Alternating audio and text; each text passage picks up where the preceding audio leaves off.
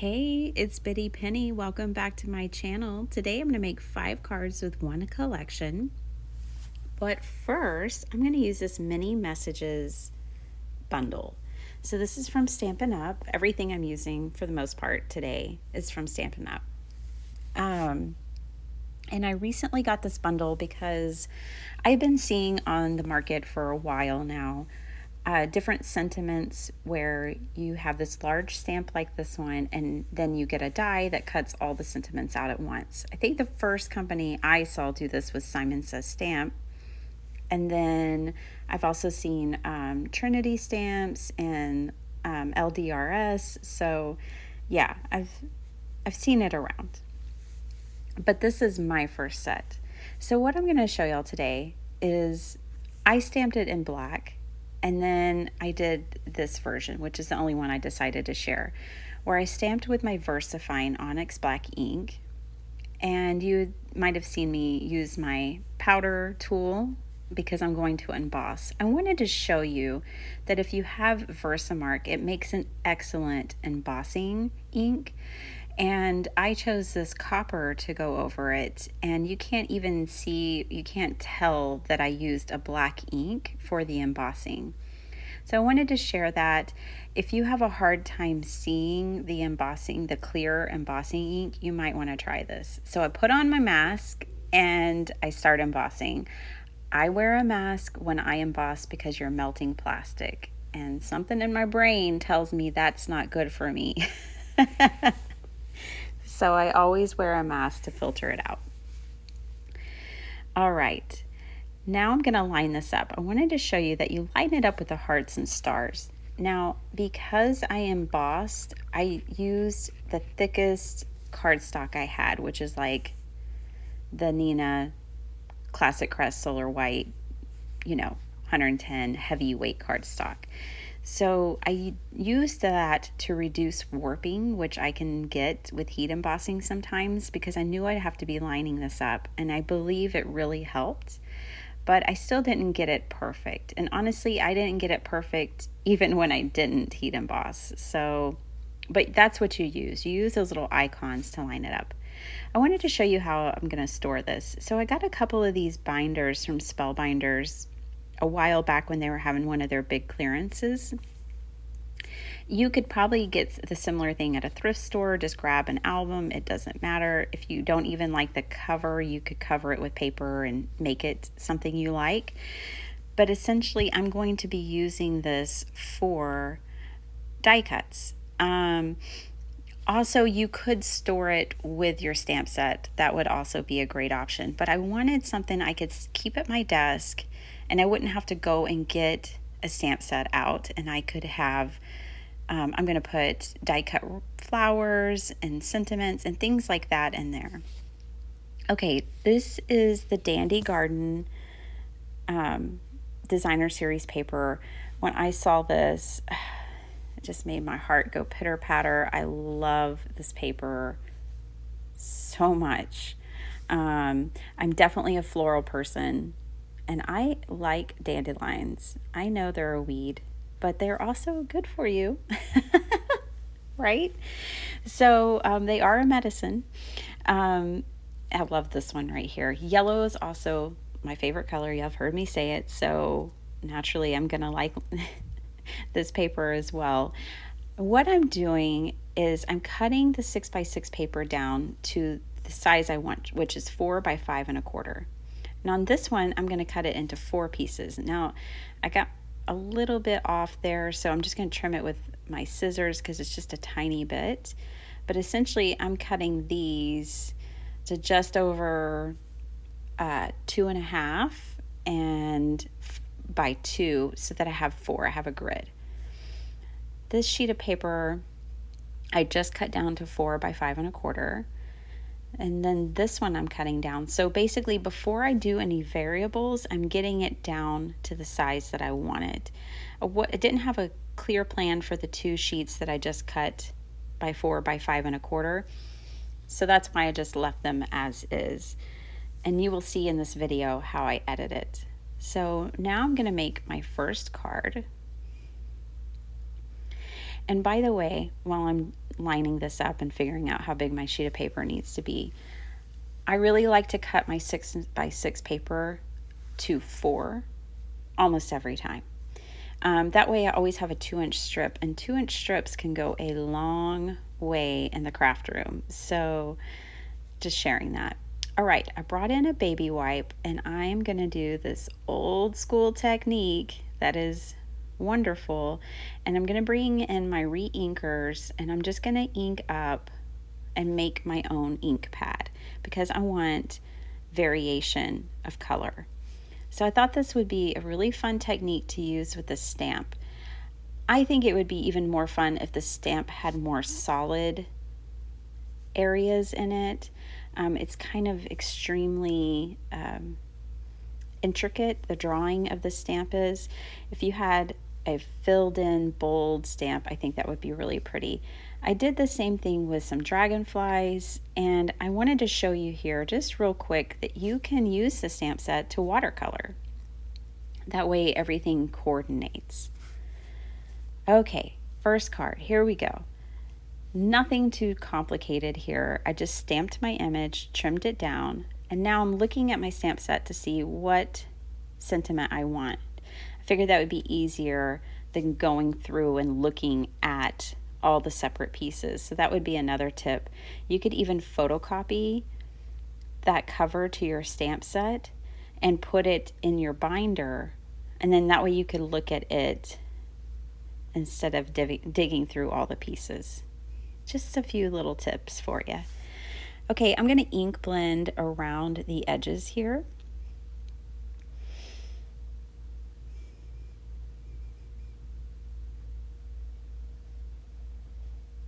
And I'm showing you up close. I really like how that just kind of knocks back the white. It almost makes it look more vintage, which I think this paper pad does. It totally reminds me of the 70s, which just for the color palette alone, I could see this being like a 70s wallpaper. Can you guys imagine in someone's kitchen?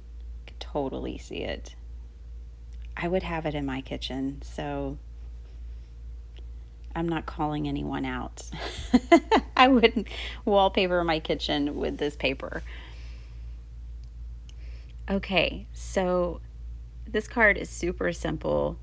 I just used the 2-inch piece of paper to mat that stamped piece, and then I'm going to pop up the sentiment. Now I decide I want to bring in a little bit of ribbon just to give it something extra, and I'm just going to kind of fold this in a funky way. I'm not trying to make a bow or anything. I just kind of wanted a loop and some ends sticking out, and I did put a little glue on this just to help reinforce it. I don't want it solely relying on the foam tape, so I added a little glue. And that is essentially this card. Of course, I need to put it on a card base.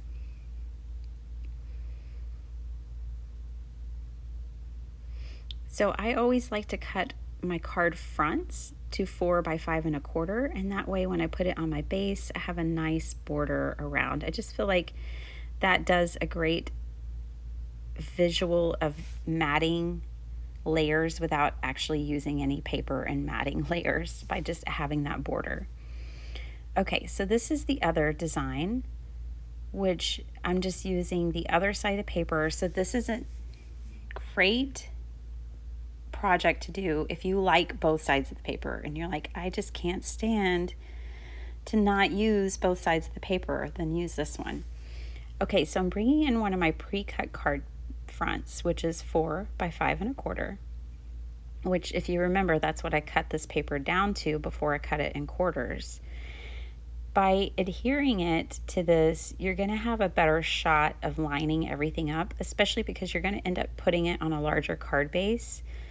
So I think it would be much more complicated if you were just trying to tape these to a card base. I think you'll do better approaching it with this kind of method. Even I didn't line it up perfectly having that, but it works in the end. Okay, I like this image so much. I'm going to use it again. This time I'm just bringing in some distress ink. I only have like 5 or 6 old Stampin' Up ink pads for the most part, and then a bunch of little, they're cubes. So, and I have so much ink in my collection, I'm just not going to buy all the Stampin' Up colors just because I decided to be a demonstrator. So, you guys, use what you have, please. Save yourself some money and use what you have. That's what I do. I try, anyways. Okay, so I put that stamped image down, and then now I'm going to pop up my sentiment again. I have a dear, dear sweet friend who is battling cancer for a second time in less than a year. And so I am going to need more encouragement cards in my stash. And that's why I chose this sentiment, because I know I'll be sending her that. All right, so this paper, originally I was thinking I would flip it, but then I decided not to, and I wanted the contrast, so I used this purple paper. I cut it on the diagonal. So to do this, I cut it tip to tip, so the very edge to the very edge, so that I know exactly where it lands. You can cut your paper diagonally at any point you want. But when I'm doing this design, I like to cut it tip to tip. That way, like in this circumstance, I could bring in a completely different piece of paper and know that I would cut it at just the right points to mend them together. Of course, another option would be to cut your card front at 4 by 5 1/4 of any pattern you want, and then stick the diagonal cut in one of the corners. That is an option too. But this is just the way I chose to do this. Okay, I'm going to bring in a punch and make a label. And at first I thought I just wanted one, and all I would need was that and a sentiment, but it just was a little too basic for what I wanted. And so right now I'm finding my sentiment, oh, happy day. I love that sentiment because I feel like it lends itself to lots of occasions, and that's always a good thing when you're building up cards in your card stash, to have sentiments that can lend themselves to many different occasions so you can grab and go, right? If I get too specific, then, but maybe I like the imagery, it gets a little more complicated. I have to keep looking. All right, so here we go. I am going to wrap this thread around the seam. If you don't have ribbon or you don't like working with ribbon, you could also use pattern paper. So you could use a long strip of pattern paper there and get the same effect that I got with the ribbon.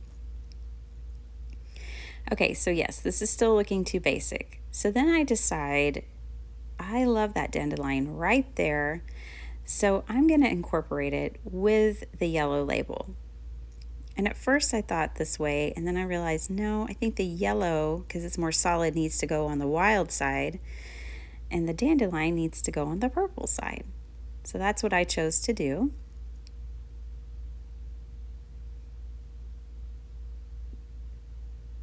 I'm just making sure my ribbon is exactly where I want it, because once I put that down, it's done. You could also pop up this dandelion part, and that would have been really cute. I just didn't think about it or do it. So this card is so fun. Stay tuned to the end of the video, because I do go in and add some elements to these cards just to give them a little more love and interest. So when I'm making a card, how do I decide when I'm done? I decide when I'm done when I decide that there's enough interest on my card. So enough there to hold someone's interest where they will enjoy looking at it or find something new each time they walk by it. So if they put it on their mantle or on their desk or something like that, each time they look at it, they might admire a different thing about it until they're ready to do whatever they do with the card. All right, here are my scraps, and you know I'm going to use them. I love using my scraps, and so for this I didn't have a design. I'm just strictly going with the paper that I have and kind of doing this abstract collage, if you will, or ensemble, and I really, really like it. It's so fun. So it's not anything this is what's awesome about using your scraps. This is nothing that I would conceive of doing as a sketch, or just like, oh, let me envision a card. Ooh, and that wouldn't pop into mind. But when I force myself to use my scraps, I come up with stuff like this, and I end up really liking it. So I encourage you, even if you have strange shapes or whatever, just use those scraps, because you might surprise yourself with the kind of designs that you get from it.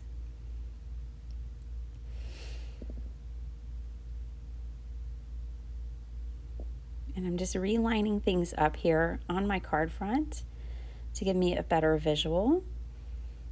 And I want to make sure I get this paper in the spot, so that's why I'm leaving it on there and then gluing underneath it. If I lift it up, who knows where I might put it back down. I might change my design altogether. I've been known to do such things. So here we are. Again, this is a 2-inch strip of paper right here. The paper that you would cut off, getting your 6x6 paper down to either 4 by 5.5. So I love a 2-inch strip of paper. They are brilliant for card making.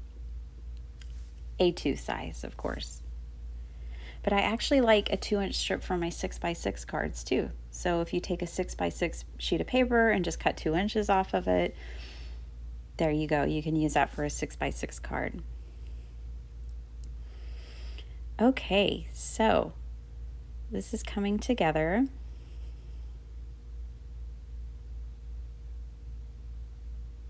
And this might actually be one of my favorites that I made today.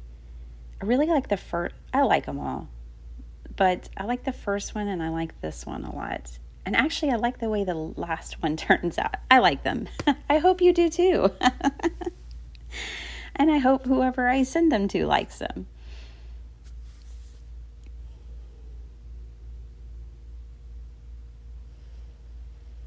So guys, if you don't have this collection, don't sweat it. Of course, you can do this with anything that you have in your stash. Okay, so I wanted to use the ink on that baby wipe again because, yeah, I put a lot on there. So let's use it up. I decided to kind of make my own patterned paper with the dragonflies, which mimics the paper that I'm adding to it. I've never done this before, but it turned out pretty interesting, I feel like. So I'm actually mimicking the paper there, the designer series paper, with my own design. So in the stamp set came these teeny tiny, I guess they're dragonflies, they might be butterflies, I'm really not sure. Tiny flying objects. I'm coming back in with this distress ink because I think it matches that blue dragonfly perfectly.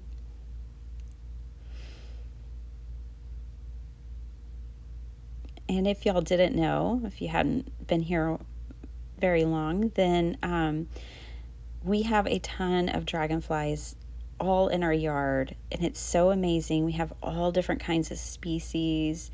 I feel it's so magical and wonderful, and I love it. So I've always liked dragonflies, and in fact I've had a couple of home decor pieces that are dragonflies. So here I'm just splattering with this Stampin' Up pen some black splatter to give it some added interest and texture, or look of texture. Anyways, so yeah, I think I'm gonna have to name our garden something along the line, to include dragonflies because that is what we're blessed with a lot of here. Scorpions and snakes too, but let's focus on the dragonflies. All right, so I punched out some leaves and I have a couple of labels that I'm using to base my sentiment on. And I did play with these leaves quite a bit, and you're not going to see me tack them down. I actually just kind of jumped to the final card making, but I wanted to show you this punch here. It's been around a number of years and it's wonderful. They also last year added another leaf punch, which I hope they just keep going because it's so fun. I'm a floral person, to just be able to punch out a bunch of leaves really quickly rather than using a die.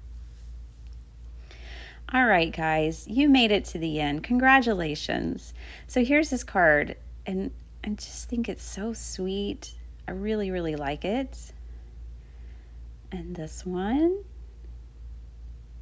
super cool. It reminds me of a quilt a little bit. So let me know. I'd be interested to know which card's your favorite. And here we are. I just had to add, I had this is English Mustard from Nuvo Drops, is the color, English Mustard. I had this sitting on my desk and I couldn't help myself. I had to add it to these cards because I felt like it just perfectly went with the golden yellow, and it was added just a little more interest. So there's that card close up.